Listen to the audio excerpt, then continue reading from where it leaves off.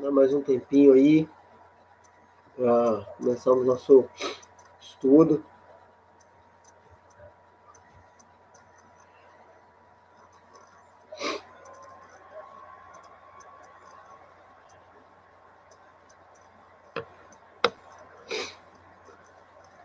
Bom dia.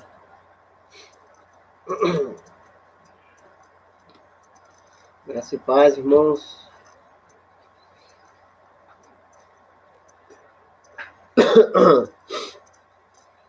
Vamos ver se dá mais um tempinho aí para os irmãos ir entrando aí. Aqueles que já estão aí, vamos continuar, né? Nós estamos em Hebreus, estudando a carta aos Hebreus.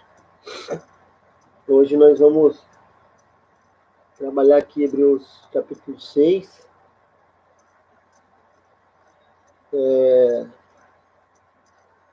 Nós vamos pegar do versículo 9 ao 26, 9 ao 20. Amém?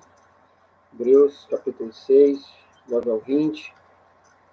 Tratamos, né, semana passada a respeito da perseverança.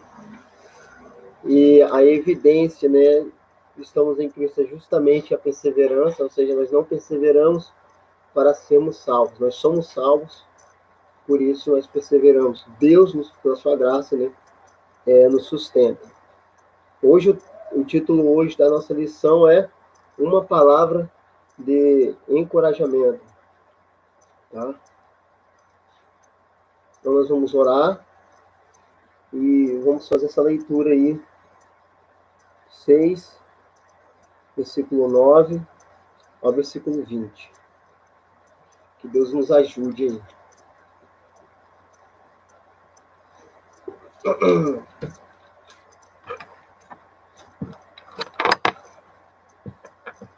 Vamos orar ao Senhor?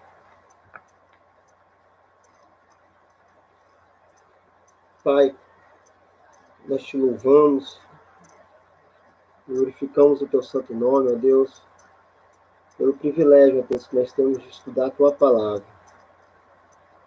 Que o teu Santo Espírito venha falar aos nossos corações. O Senhor tenha misericórdia de nós, ó Deus, e venha nos sustentar, ó Pai, para que nós não venhamos perder, ó Pai, o foco, ó Pai, e nem o amor por tua palavra. Ajuda-nos, ó Deus, abra nosso entendimento para a compreensão da tua verdade. É o que nós te pedimos, te agradecemos, em nome de Jesus. Amém. Amém. Vamos lá, Hebreus 6, a partir do 9.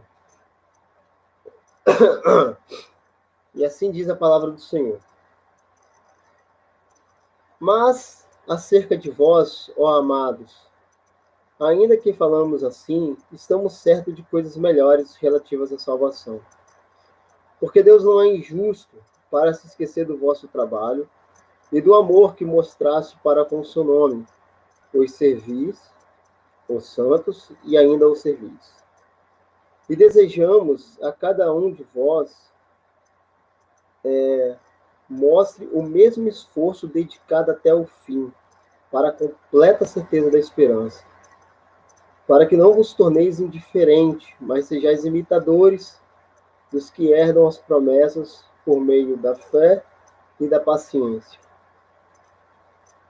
Quando Deus fez a promessa a Abraão, jurou por si mesmo, visto que não tinha outro por quem jurar, e disse: por certo te abençoarei e te multiplicarei grandemente.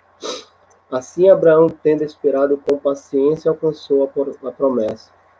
Pois os homens juram por quem é maior do que eles, e para eles o juramento, para a confirmação, é o fim de toda disputa.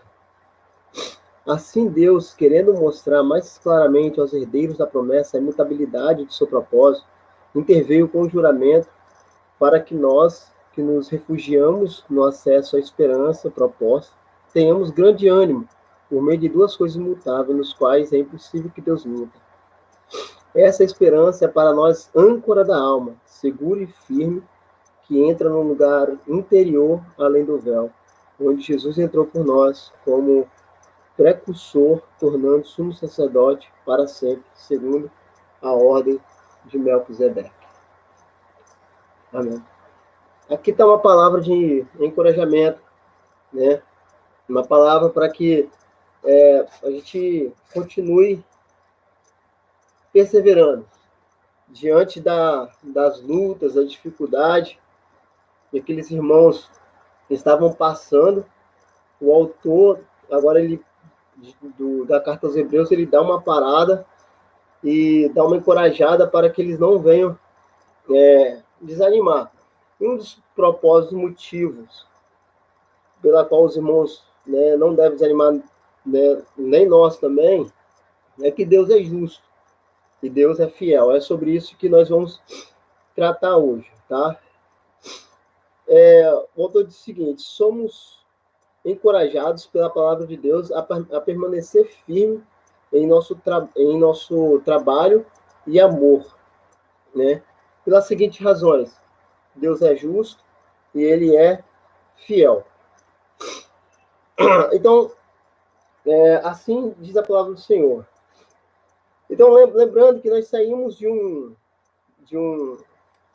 uma parte anterior aqui, que estava falando a respeito da gente perseverar, até o fim e não recuar, ou seja, e não retroceder. Então, ele estava se referindo a um outro público aqui que praticamente tinha se afastado da fé e abraçado o judaísmo, e é isso que o autor de Hebreus está falando aqui. Mas quando ele chega no versículo 9, ele se volta para aqueles irmãos que não desanimaram, para aqueles irmãos que estão perseverando. Ele fala da seguinte forma: mas acerca de vós, ó amado, ainda que falamos assim, estamos certos de coisas melhores relativas à salvação. Ele está falando o seguinte: mas vocês, irmãos, vocês estão do lado bom. Vocês estão do lado certo. Agora, com vocês que estou me referindo, né? Vocês não são daqueles que abandonaram a fé, né? Que desistiram, mas vocês são esses que estão perseverando. E é com vocês que eu quero falar agora. É exatamente isso que está dizendo o versículo 9 aqui. Vocês estão do lado bom. E aí, no versículo 10, ele diz o seguinte: porque Deus, ele não é injusto para se esquecer do vosso trabalho e do amor que mostrasse para com o seu nome, pois servir aos santos e ainda os servis. Ou seja, a melhor maneira de nós servirmos a Deus é nós servirmos uns aos outros. É exatamente isso que o autor está falando aqui. E Deus, ele não é injusto.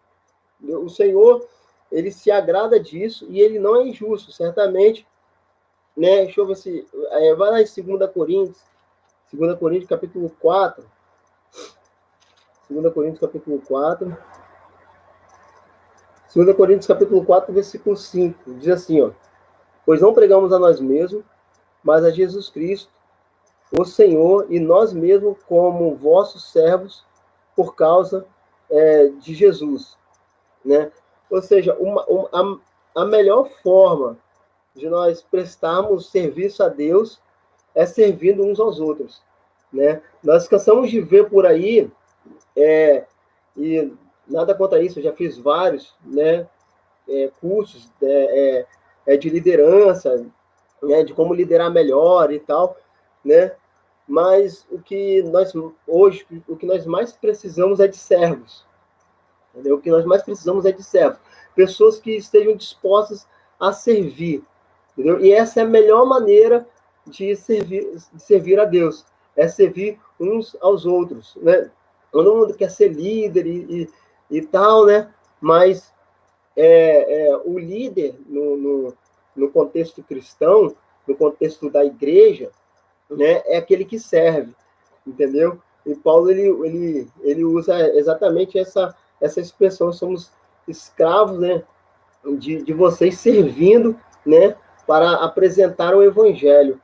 Ou seja, então, essa é a maior característica, né, de um cristão sadio, né? E essa é a melhor maneira de servirmos a Deus. No versículo 11 ele vai dizer o seguinte: desejando que cada um de vós mostre o mesmo esforço dedicado até o fim. Ou seja, com a mesma dedicação que você começou, né? Você deve terminar. É impressionante que logo no começo da minha caminhada, e o pessoal olhava para mim e falava assim: nossa, ele está no primeiro amor, ele está no primeiro amor, ele está no primeiro amor. E depois de um tempo, né, eles viram que nada mudou a esse respeito, né? Eu continuei buscando, continuei orando, e muitos têm essa questão de abandonar o primeiro amor, entendeu? Ou seja, de abandonar aquele fervor que começou, né, logo no início, né, da sua caminhada com Cristo. Agora se tornaram mais frios, né, e foram se afastando. Eu quero dizer que o fervor espiritual, né, ele deve ser alimentado dia após dia, entendeu? Dia após dia. A gente não deve carregar essa questão assim, ele começou agora, é o primeiro amor, e logo depois a pessoa abandona aquilo e começa a viver uma vida fria. Por quê? Olha o que diz: desejamos que cada um de vós mostre, né, o mesmo esforço dedicado até o fim. Para quê? Para a completa certeza da esperança. Ou seja, não é que você vai ser salvo quando, quando você mostra que você é esforçado na sua vida de piedade espiritual. Não, mas é para que essa convicção venha no teu coração, entendeu? Para que o pecado ele não venha fazer com que você se torne incrédulo para as coisas do Senhor. E isso, irmãos, deve ser alimentado todo dia. Eu confesso para os irmãos que teve um tempo, logo no começo, eu marcava tempo mesmo, sabe? Eu sei que, nossa, tão frio isso, Anderson, e tal, mas eu marcava mesmo. Eu marcava 20 minutos, marcava 30 minutos, aí ela despertava e eu deixava, né? Tava orando e eu marcava o tempo, né? Aí aquela coisa que o Monique falou no sextou, aquela questão da prática mesmo que se torna um hábito. Então, a vida de piedade ela é dessa forma, e graças a Deus que pela graça o Senhor tem me conduzido assim, entendeu?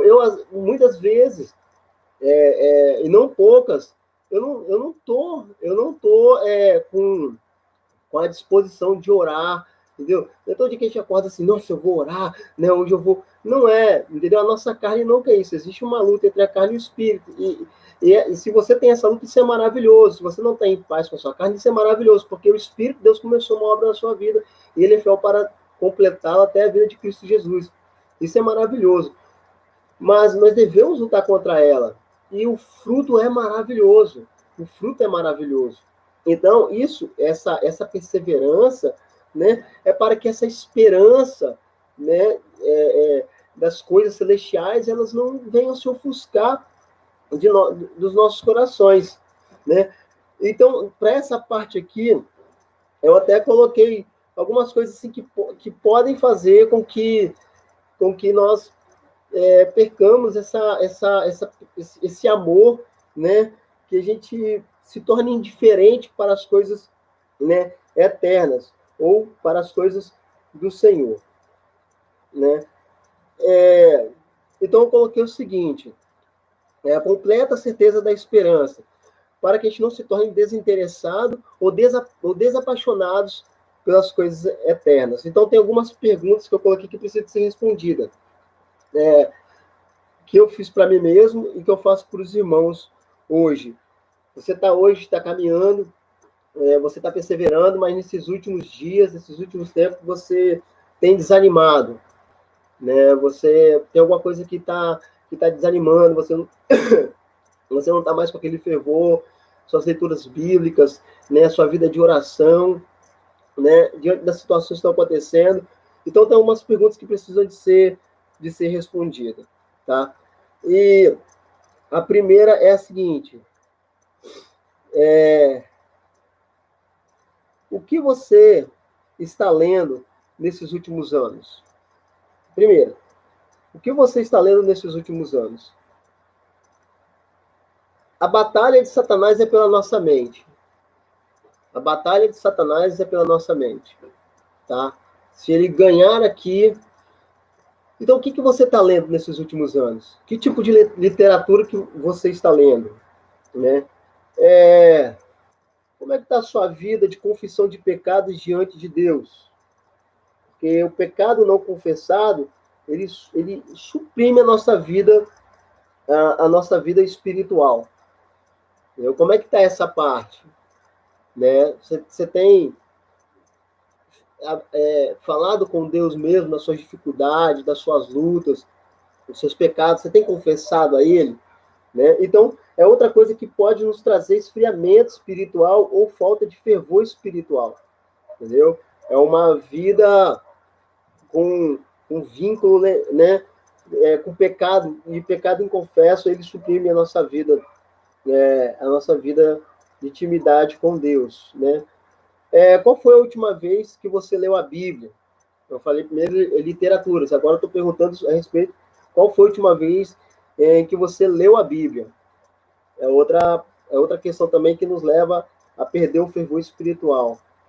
E quando que você parou de orar? Entendeu? Quando que você parou de orar? Não adianta muita coisa, irmãos, nós sermos só perseverantes. Quer ver uma coisa? Vai lá em Apocalipse 2. Nossa, não adianta. Não adianta. Só perseverante não adianta. Apocalipse 2, versículo 1 ao 4. Paulo é o pastor dessa igreja de Éfeso, tá? Só para vocês verem o naipe da igreja. Nada mais, nada menos que o apóstolo Paulo é o pastor dessa igreja. Agora, João está na ilha de Patmos e ele recebe algumas orientações, algumas exortações, né, às igrejas, né? E aqui nós vamos falar sobre essa primeira parte aqui da carta à igreja de Éfeso. Diz o seguinte: escreve ao anjo da igreja de Éfeso, assim diz aquele que tem as 7 estrelas na mão direita e anda no meio dos 7 candelabros de ouro. Olha só, conheço as tuas obras, teu trabalho, tua perseverança, sei que não suportam os maus e que puseste à prova aqueles que dizem apóstolos, mas não são. Também, né? Apóstolo Paulo, né? Então, eles conseguiam discernir, saber quem era e quem não era o verdadeiro apóstolo de Cristo. E chamaste de mentirosos. Olha só, tem perseverado e sofreste por causa do meu nome. E vocês não têm desanimado. Tenho, porém, contra ti o fato de que deixaste o primeiro amor. O que é isso aqui? Né? O que isso aqui está dizendo? Isso aqui está dizendo o seguinte: cabeça grande e coração pequeno. Ortodoxia fria. Entendeu? Ortodoxia fria. De intelecto conhece muita coisa. Argumenta, né? Lê as escrituras, né? Tá ali fazendo suas atividades religiosas para com o corpo de Cristo, está cantando lá na frente, mas perdeu o fervor, perdeu o amor, sabe? Perdeu a intimidade para com Deus, se tornou muito técnico, sabe? Se tornou muito técnico, quis colocar Deus dentro de uma caixinha, perdeu o fervor espiritual. Então não adianta muita coisa, amados, não adianta muita coisa a gente só perseverar. A gente tem que perseverar, mas com o coração ardendo também, sabe? Querendo mais de Deus, né? Vivendo o sobrenatural do Senhor, né? E eu vejo isso de uma maneira assim, sabe? Impressionante. Eu congrego com os irmãos, nós somos, né, da Igreja Batista aqui em Novo México, e é maravilhoso isso. E aí eu vou, prego em outros lugares também, né? Esses dias aí eu fui segunda-feira, se não me engano, eu fui pregar numa igrejinha que já começaram as atividades ali, né? Do jeito deles, respeitando o espaçamento, tudo. E a segunda vez que eu fui levar a palavra lá, me fizeram convite, eu fui levar uma palavra lá. E os irmãozinhos lá, muito fervorosos, glorificando a Deus, e dando aleluias e tal, e testemunhos. Aí depois tem uma coisa lá que de oportunidade, aí um fala, outro fala, cada um conta testemunho. e subiu uma senhora lá, falando sobre o Espírito Santo, e de uma forma maravilhosa, e aquilo, sabe, eu fiquei assim, nossa, né, que fervor, né, que maravilha e tal. E aí eu comecei a pregar. Abri minha Bíblia, e pedi para os irmãos abrir a Bíblia deles. E eles abriram, me acompanharam ali. Eu li o texto. Quando eu acabei de ler o texto, aconteceu isso aqui, ó. Fecharam a Bíblia. Achei estranho, sabe? Fervor e tal. Fecharam a Bíblia. E eu comecei a ler o texto e observando, né? E lendo o texto, aí eu comecei a pedir, irmãos, por gentileza, vamos abrir nossas Bíblias, porque nós vamos precisar dela hoje, né? Aí um ou outro ia lá, abria e tal. Aí eu li um versículo, aí falava sobre aquele versículo, aí daqui a pouco lá fechava a Bíblia novamente, sabe? Eu exortei umas 2 vezes aqueles irmãos a não fecharem as suas Bíblias. Ou seja, o que acontece nesse meio? Eu já vi isso em vários lugares. Muito fervor espiritual, mas pouco conhecimento da palavra do Senhor. Por isso que às vezes a gente encontra tanto absurdos assim, sabe? Um local, né, tem conhecimento, né, mas não tem um fervor. Outro local tem um fervor espiritual, né, mas deixa de lado o conhecimento. Então nós precisamos, irmãos, do equilíbrio. Nós precisamos do equilíbrio, saber que nós servimos a um Deus sobrenatural, entendeu? Um Deus que move poderosamente, mas nós não devemos deixar de crescer também no conhecimento, né? Como diz, né, crescer na graça e no conhecimento, né, da palavra do Senhor. Então essas duas coisas têm que andar juntas, entendeu? Não adianta só você perseverar, né, e debater bem, e falar bem. Debater eu nem entro nesse caso, porque nem, né, esse tempo já deveria ter passado, né? É muita falta de maturidade espiritual, ficar debatendo e argumentando, né? Mas nós precisamos do equilíbrio, sabe? Nós precisamos do equilíbrio. Não adianta só a gente perseverar, mas nós precisamos também estar com o coração queimando pelas coisas do Senhor. Olha só, então, servir a Deus, servir uns aos outros, né? Estamos servindo ao Senhor. E João está falando, né, aquele que recebe aquele que eu enviei, a mim está recebendo, né? E juntamente está recebendo a Deus também. Em João, no Evangelho de João, vai estar falando isso, se eu não me engano. Deixa eu ver se eu peguei a referência aqui. Deixa eu ver se eu acho a referência aqui. João 13, 20. Deixa eu ver lá se eu...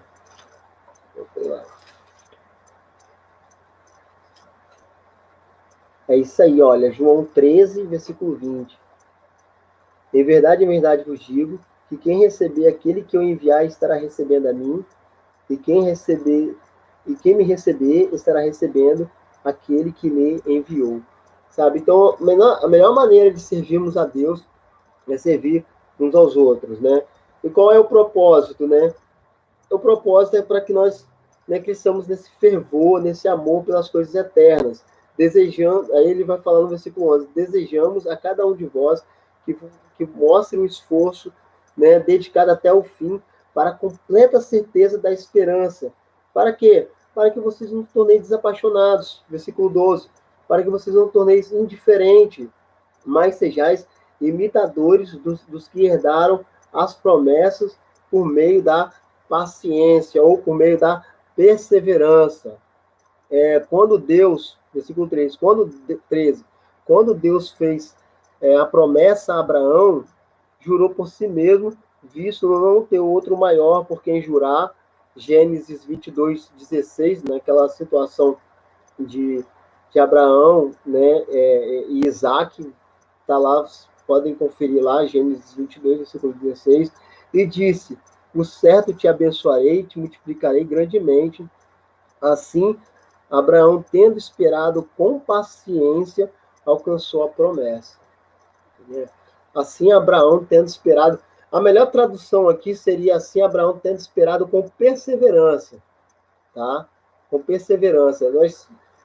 Ele foi paciente assim, mas Abraão foi mais perseverante do que paciente. Nós sabemos disso. Nós conhecemos a história de Abraão e nós vimos que ele não foi, né, tão paciente assim, mas ele foi perseverante, né? E isso é importante. Às vezes nós falhamos mesmo, né? Às vezes nós caímos, né? E o Senhor, por sua graça, tem nos levantado, mas a questão é a gente ser perseverante. Você vê que na Bíblia, nos exemplos morais, nós falamos de exemplos morais, e nós falamos também de tipologias que tem no Antigo Testamento, no estudo anterior, nós vemos que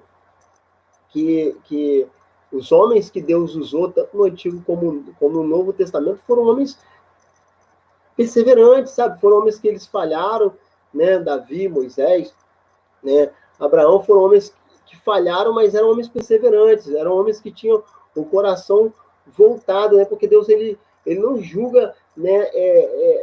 Pelo exterior, né? Ele tá ali, julga o coração, né? As motivações. Então nós vemos que esses homens, eles foram homens perseverantes, tiveram falhas, sim, falhas morais, falhas graves, né? Mas nós vemos sempre a graça de Deus o sustentando, né? Então, a questão toda é essa, irmãos, entendeu? Não é você, diante da primeira dificuldade, retroceder, entendeu? Mas, diante da primeira dificuldade, você orar, pedir perdão a Deus e continuar firme, né? Nos propósitos eternos de Deus. E não desanimar, né, a que seria da caminhada cristã, né? Não desistir, né? E não ser desmotivado, né, da caminhada. Então, o autor ele lança um exemplo moral da vida de Abraão. Assim, Abraão, tendo esperado com paciência, alcançou a promessa, pois os homens juram por quem é maior do que eles. E para eles, o juramento para a confirmação é o fim de toda disputa. Êxodo 22, versículo 11, se eu não me engano, vai estar tratando de questões de propriedades. Êxodo 22, 11. Êxodo 22, 11. Êxodo 22, 11. Então haverá o juramento do Senhor entre ambos, para ver se o que guardava não se apropriou de algum bem do seu próximo. O dono aceitará o juramento e o outro não fará indenização. Tá vendo? É a lei acerca da propriedade. Então, o fim de toda a discussão ali, né, era a questão do juramento. Aí, por isso que eu estou falando aqui, pois os homens juram por quem é maior, né? Aí vocês lembram daquela passagem de Mateus 5, quer ver? Vamos rapidinho, Mateus 5:33, os irmãos entenderem aqui que os homens juram por aquilo que é maior do que eles. A gente vai fazer um link aqui, Mateus 5, versículo 33. Ouviste também o que foi dito aos antigos? Não jurarás com falsidade, mas cumprirás os teus juramentos ao Senhor. Ele está fazendo uma referência lá de Levítico 19:12, sobre jurar com falsidade. Por que o Senhor fez essa exortação? Vai lá para Mateus 23. Mateus 23. Aqui. Mateus 23. 17.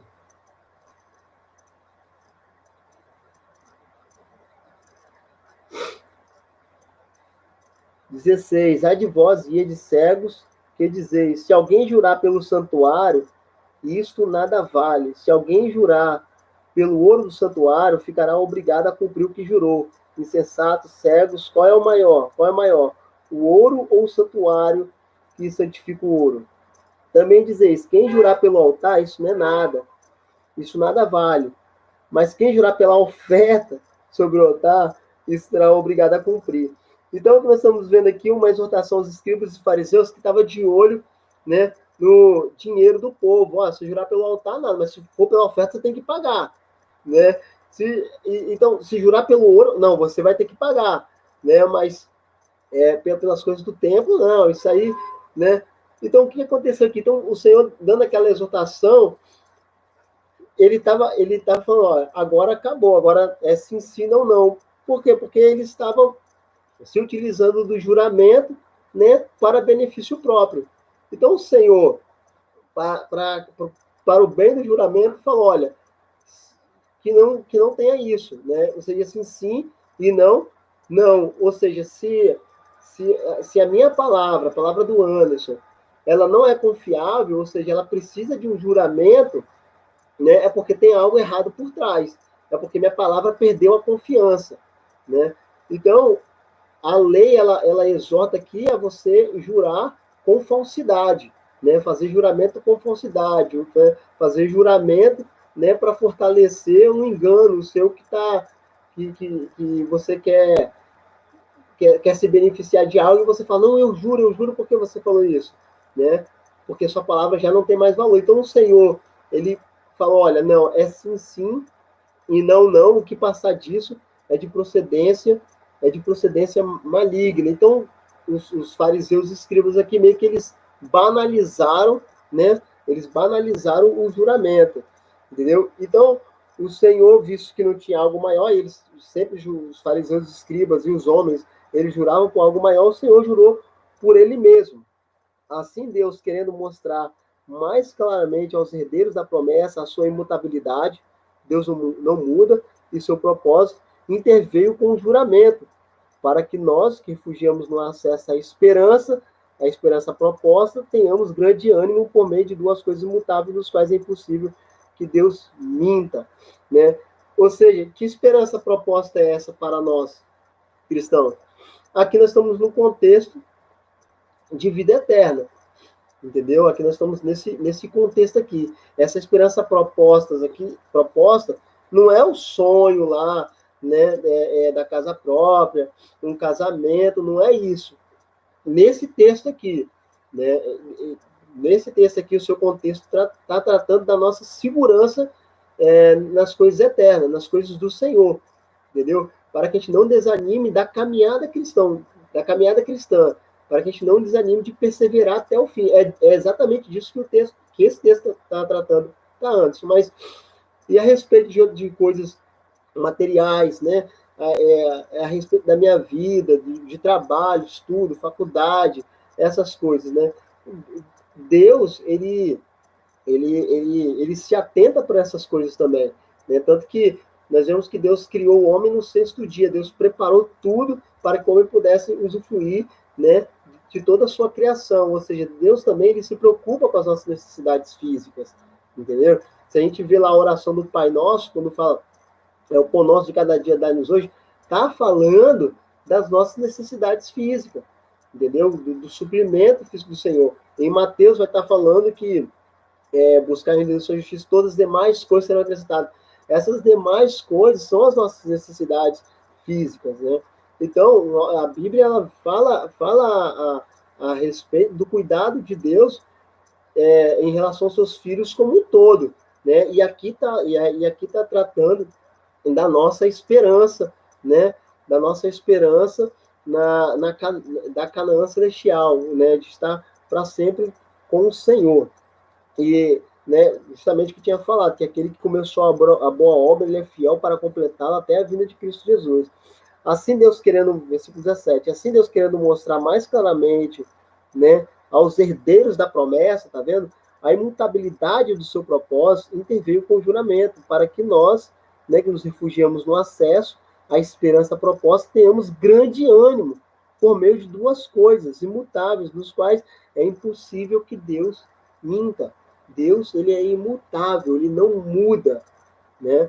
Ou seja, ele não se arrepende de ter te salvado, ele não se arrepende, né, de ter derramado aquele sangue na cruz para te resgatar, para te reconciliar novamente com Deus. Ele não se arrepende disso. O sangue dele é suficiente, entendeu? Ele não muda, é ele que nos sustenta, né? Ele que nos dá o meio de graça para que nós podemos continuar caminhando firmes na fé, né?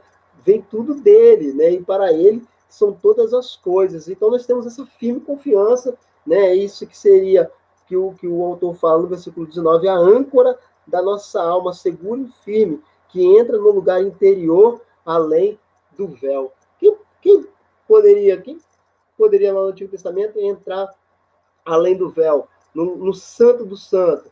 Quem poderia entrar?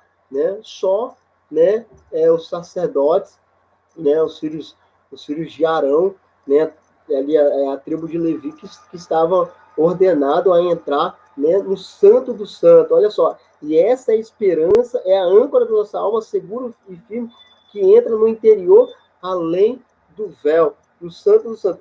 Por que o autor ele faz essa pausa aqui do 5, quer ver? Capítulo 5, versículo 9. 5:9.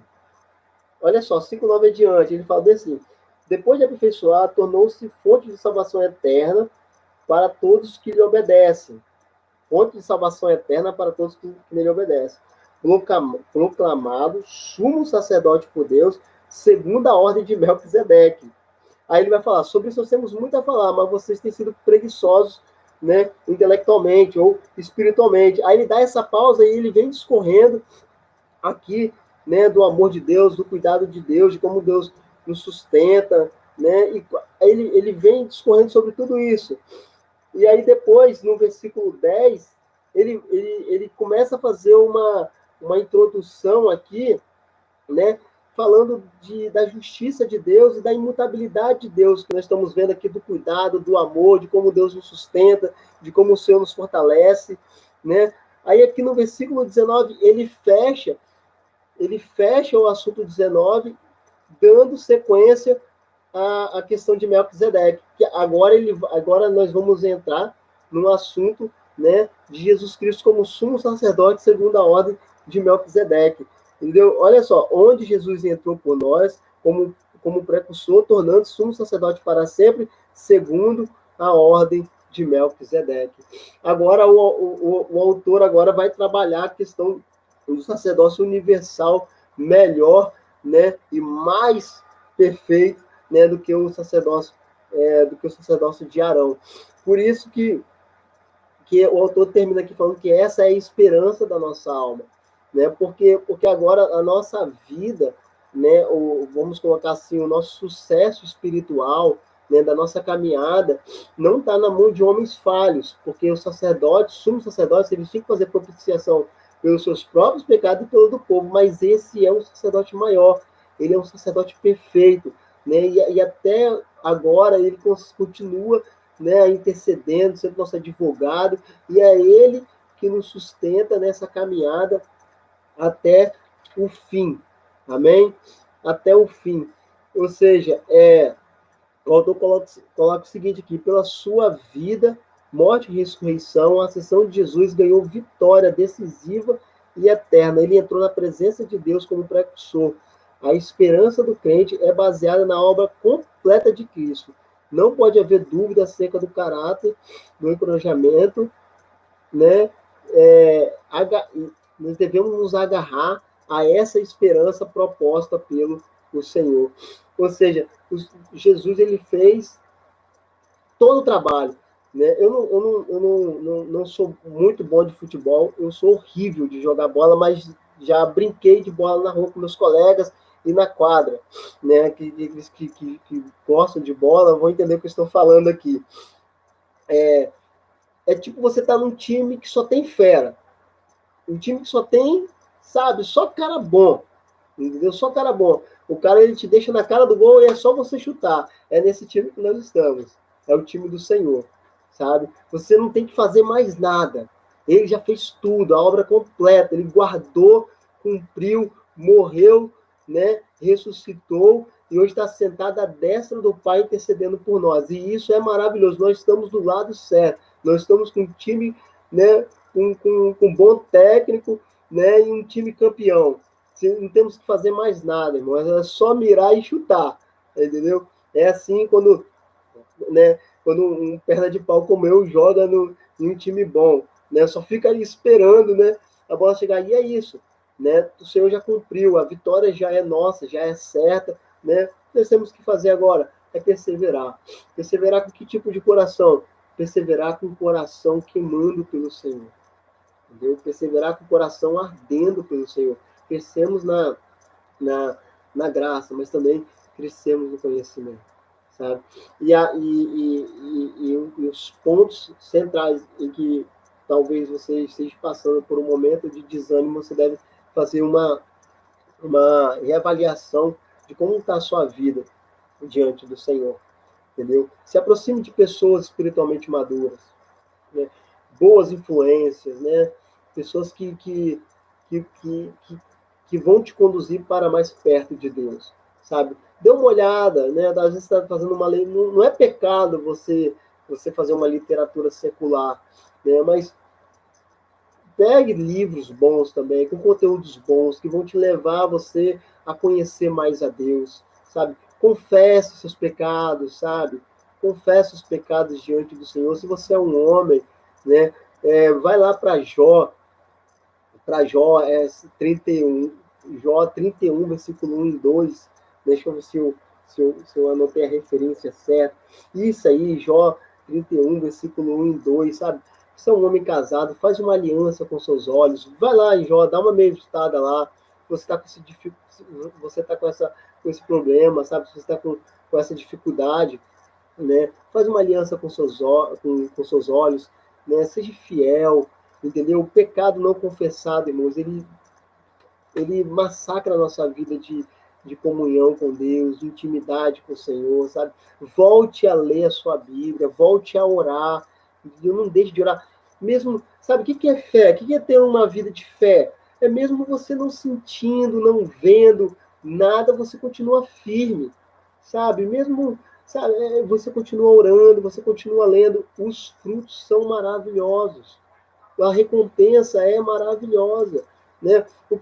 Essas instruções que eu estou dando aqui não é para você ser salvo, é para que você persevere com o coração queimando, com o coração, sabe, ardendo pelo Senhor, para que você vá à fonte. Hoje nós não precisamos hoje de um homem para nos ligar a Cristo, né? Nós precisamos de homens, de mulheres, do Senhor que nos ensine, que nos instrua na palavra, né? Mas nós temos acesso, né, a Deus mediante Jesus Cristo. Podemos entrar no trono da graça, a fim de receber graça e misericórdia em tempo oportuno. Então não desanime, sabe? Não desista. Ah, eu vou esperar eu sentir para orar, eu vou esperar sentir para ler a Bíblia. Não faça isso. Né? Lógico que quando nós estamos começando na caminhada cristã, né, Deus ele nos dá alguns estímulos, né? Ele meio que como um pai com uma criancinha pequena ali, né? Mas vai ter um momento que Deus quer que você vá até ele mesmo, sabe? Que você desfrute mais do amor, da confiança, da fé, né? Para que você cresça mais na graça e no conhecimento do Senhor, sabe? Nós temos aqueles irmãos que Deus vai pegando aqui, né? Vai direcionando, mas vai ter um momento em que o Senhor ele vai ficar te observando só com os olhos, né? E quando você, será que já ele vai estar ali do seu lado? Mas não espere sentir alguma coisa, não espere dar vontade, sabe? Porque a vida de crescimento na piedade, né, na graça de Deus, é uma vida perseverante, é um coração queimando, sabe? Quando você não sentir vontade de orar, né, aí você deve orar. Né? Às vezes perdemos tanto tempo em redes sociais, né, vendo uma série, vendo um filme. É pecado? Não é pecado. Sabe? Eu falo isso com meu filho direto. Eu falo, filho, não é pecado você jogar um videogame. Você gosta disso, isso não é pecado. Mas a partir do momento que você toma o teu coração, filho, aí você já está indo para um outro caminho de idolatria. E papai está te protegendo disso. Vamos desligar aqui, né? E a sua literatura hoje é isso aqui. Né? Então a gente tem que fazer isso. Tem que perseverar. Né? E vocês vão ver que depois vocês vão gastar menos força. Né? Como o Monique mesmo colocou, boa palavra, né? Colocou no sextou. Né? É a prática. A prática vai nos levar ao hábito. Né? E não pense, eu estou sendo tão frio, mesmo não tendo vontade, eu estou aqui orando, sabe? Isso está tão estranho. Não, só obedeça. Só obedeça e você vai ver que os frutos são maravilhosos. Tá? Então, essa é a palavra de encorajamento que eu deixo para os irmãos hoje. E aí, no próximo, nós vamos tratar de Melquisedeque, um tipo de Cristo, né? Ou Rei da Justiça. Melque, né, no hebraico é rei, né? Zedeque é justiça, entendeu? Rei da justiça. Então nós vamos falar um pouco aí da superioridade do sacerdócio de Cristo, ao sacerdote levítico. Aí nós vamos voltar nesse esquema. Essa aqui vai ser outra lição aí mais profunda aí, tá bom? Essa lição é maravilhosa. Ela pega uma parte assim, vai, cava, mexe com a nossa estrutura, depois ela dá uma aliviada, né? Deixa a gente ir à vontade. E agora, de novo, a gente vai pegar outra parte maçante de novo, nessa doutrina do sacerdócio universal de Cristo, e depois mais uma aliviada, e por aí vai, e assim chegamos até o fim, pela graça de Deus. Que Deus abençoe os irmãos, tá? Qualquer dúvida aí, eu quase não leio aqui, mas qualquer dúvida, deixe aí que eu vou dar uma olhada assim que terminar aqui, e aí eu respondo para os irmãos depois aí, né? Ou no privado, né? Ou aqui mesmo no nosso próximo estudo. Que Deus abençoe, vamos orar ao Senhor. Pai, obrigado, Senhor. Obrigado porque nós sabemos e cremos, ó Deus, de acordo com a tua palavra, que é o Senhor que começou essa boa obra em nós. Pai. O Senhor é fiel para cumprir tá? Até o dia, Deus, o grande dia da vinda do nosso Senhor Jesus Cristo. Que o Senhor abençoe, ó Pai, a cada um dos meus irmãos, ó Pai. Aqueles que estão desanimados, ó Deus, que o Senhor hoje, ó Deus, enche seus corações, tá? Seus corações volte a queimar pelas coisas eternas do Senhor. Aqueles que já estão um tempo, ó Deus, caminhando, Deus, que eles não venham perder o fervor espiritual, ó Deus. Que eles vão saber que nós servimos, ó Deus, a um Deus sobrenatural. Venha aquecer nossos corações, ó Pai, que não venhamos ser só com a cabeça inchada, ó Pai, intelectualmente ter o conhecimento da tua palavra, mas que nossos corações também enchem, ó Deus, do teu amor e da tua compaixão, ó Deus, principalmente, ó Deus, para com o nosso próximo, ó Deus. Ensina-nos, ó Deus, a amar ao Senhor, ó Deus, como Jesus te amou, ó Pai. Venha nos ensinar, ó Pai, a ter uma vida semelhante a de Cristo, para o louvor da tua glória. Obrigado por tua grande salvação, obrigado pelo teu grande amor. Que o Senhor nos guarde, nos proteja, pedimos um domingo de paz, para a tua glória, em nome de Jesus. Amém. Mas, à noite, o pastor Cardoso que vai estar trazendo a palavra aos nossos corações. Né? Deus abençoe, fiquem na paz. Até o próximo estudo. Paz.